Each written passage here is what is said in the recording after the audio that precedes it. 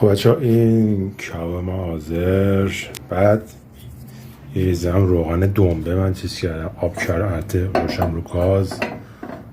یه دقیقه بذاریم زیرش زیاد بکن این جلز ولزش در بیاد بدن رو چون هم خوشبو میشه. جخ جخ جخ جخ جخ جخ بد بزن دیگه. ما کنیم فقط گوش کنید.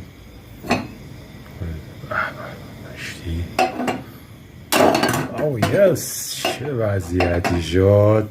ریخت برون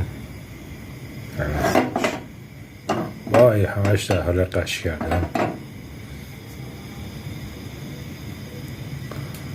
جلز بدش در رفتم یا شمس آوردم.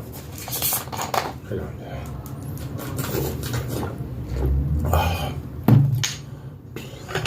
همه بند بالا.